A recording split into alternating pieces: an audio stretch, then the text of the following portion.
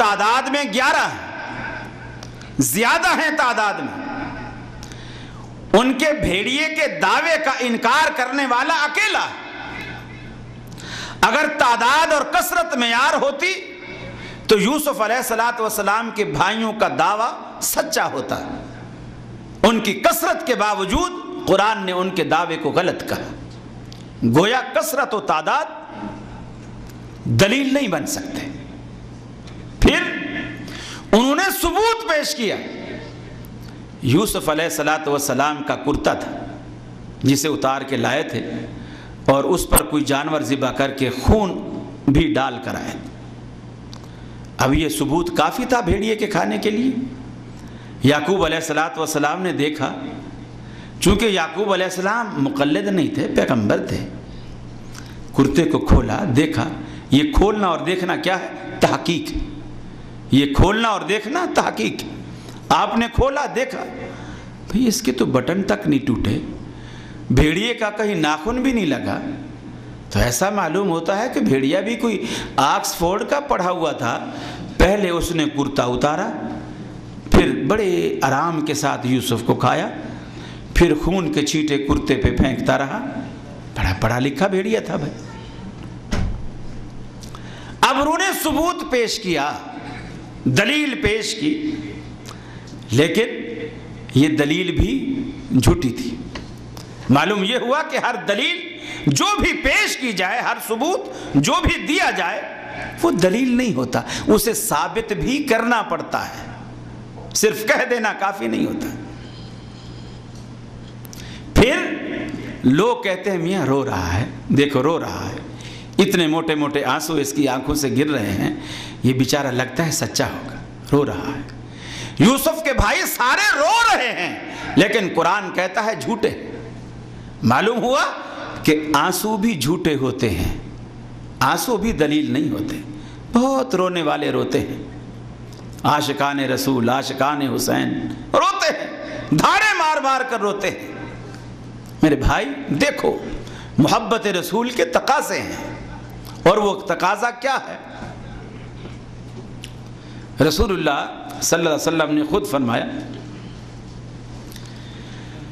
مجھ سے محبت کس کو ہو سکتی ہے؟ دعویٰ کس کا سچا ہے؟ اس حال میں بیٹھے ہوئے جتنے مسلمان ہیں، سب کا یہی دعویٰ ہے مجھ سمیت کہ ہمیں اللہ کے رسول سے محبت ہے، اور یہ دعویٰ ہونا بھی چاہیے. اللہ ہمارے دعوے کو سچا کر دے. آپ نے فرمایا جو شخص مجھ سے محبت کا دعویٰ کرتا ہے، اس دعوے کی دلیل کیا ہے؟ من احب سنتی فقد احبنی. بالکل واضح اور آسان انداز میں اللہ کے رسول نے بات سمجھائی کہ من احب سنتی فقد احبنی. میرے نام پر انگوٹھا چومے، گھٹنے چھوئے، پاؤں کو ہاتھ لگائے، یا حلوے کی پوری دیگ میرے نام پر کھا جائے، وہ محبت نہیں. محبت یہ ہے من احب سنتی فقد احبنی. جس نے میری سنت سے پیار کیا اس نے مجھ سے پیار کیا. اور اس کا فائدہ کیا ہے؟ ومن احبنی کان معی فی الجنہ. اے مسلمانوں، دنیا میں تم جس مقصد کے لیے نمازیں پڑھتے ہو، روزے رکھتے ہو، زکاتیں دیتے ہو، جہاد کرتے ہو کہ اللہ دوزخ سے بچا لے اور جنت کا حصول ہمارے لیے آسان بنا دے، وہ مقصد تمہیں حاصل ہو جائے گا. من احبنی کان معی فی الجنہ. جو شخص مجھ سے پیار کرتا ہے وہ میرے ساتھ جنت میں ہوگا. یہ اللہ کے رسول نے بالکل واضح الفاظ میں. اب آپ دیکھیے قرآن مجید کی سورہ حجرات کی جو ابتدائی آیات میں نے آپ کے سامنے تلاوت کی، اللہ تعالیٰ نے اسی موضوع کو چھیڑا ہے، جس سے پتہ چلتا ہے اصل محبت کرنے والے کون ہیں، حرمت رسول کا تقاضا کیا ہے، ہمیں کیا کرنا چاہیے. آج آپ کی ذات ہم میں موجود نہیں ہے، لیکن آپ کی بات ہم میں موجود ہے، احادیث کی شکل میں، بخاری کی شکل میں، مسلم کی شکل میں، ترمذی، نسائی، ابو داؤد، ابن ماجہ کی شکل میں احادیث صحیحہ ہمارے پاس موجود ہے. یہ رسول اللہ صلی اللہ علیہ وسلم کی بات ہے. آج ہم اللہ کے رسول کا احترام کیسے کر سکتے؟ فرمایا یا ایھا الذین آمنوا لا تقدموا بین یدی اللہ ورسولہ واتقوا اللہ ان اللہ سمیع علیم۔ اے ایمان والو، اللہ اور اس کے رسول سے آگے بڑھنے کی کوشش نہ کرو۔ لا تقدموا بین یدی اللہ ورسولہ واتقوا اللہ۔ کبھی شیطان تمہارے دل میں اللہ اور اس کے رسول سے آگے بڑھنے کا خیال بھی دل میں ڈال دے۔ واتقوا اللہ، اللہ کے خوف کو سہارا بنا کر اس سے بچنے کی کوشش کیجیے، اللہ سے ڈریے، ایسا نہ کرنا، اللہ سے آگے بڑھنے کی کوشش نہ کرنا، اللہ کے رسول سے آگے بڑھنے کی کوشش نہ کرنا۔ اللہ اور اس کے رسول سے آگے بڑھنے کے کیا معنی ہیں؟ آپ نے جو احکامات صادر فرما دیے انہی احکامات میں اپنی زندگی گزار دیجیے، ان سے آگے بڑھنے کی کوشش نہ کیجیے۔ آپ نے اگر فجر کی رکعتیں 4 رکھی ہیں تو آپ 5 نہ پڑھیے۔ آپ نے اگر عصر کے فرض 4 مقرر کیے ہیں تو آپ 5 اور 6 نہ کیجیے۔ آپ نے رمضان کے روزے اگر 30 اور 29 رکھے ہیں تو آپ 35 اور 40 اس کو نہ کیجیے۔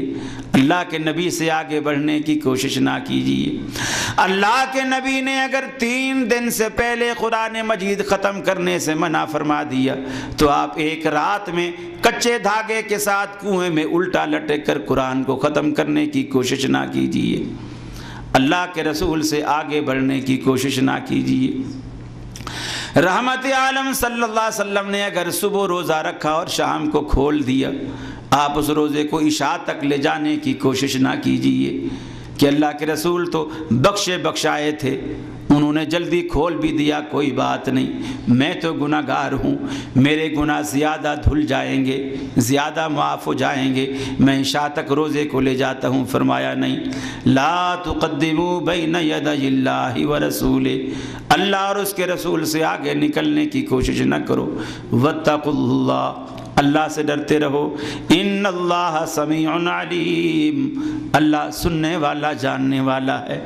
اگر زبان سے تم کچھ کہتے ہو، جیسے چند مثالیں میں نے آپ کے سامنے رکھی، اللہ کے علم میں ہیں، اللہ سنتا ہے، وہ کسی قبر کا مجاور نہیں، انڈیا میں رکھا ہوا پتھر کا بت نہیں، زندہ رب ہے، زندہ الہ ہے، خالق کائنات ہے، مالک ہے، سنتا ہے، دیکھتا ہے، بولتا ہے، کہتا ہے، طاقت ہے، قدرت ہے، سمجھ ہے، ساری منصوبہ بندی کی قدرتیں اور طاقتیں اس کے پاس موجود ہیں۔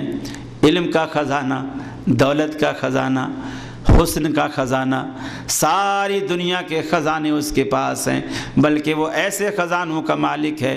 ما عندکم ینفد وما عند اللہ باق، جو کچھ تم نے بینک بیلنس بنا رکھا ہے ایک نہ ایک دن ختم ہو جائے گا، پروردگار عالم کا خزانہ کبھی ختم نہ ہوگا، ایسے خزانوں کا مالک۔ ان اللہ سمیع علیم، اللہ رب العالمین سننے والا بھی ہے، جاننے والا بھی ہے۔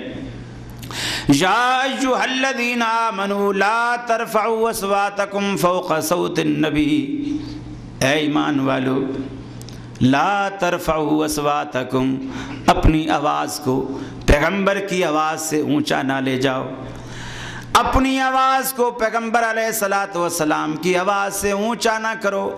آج رحمت عالم صلی اللہ علیہ وسلم کی آواز احادیث صحیحہ کی شکل میں ہمارے پاس موجود ہے۔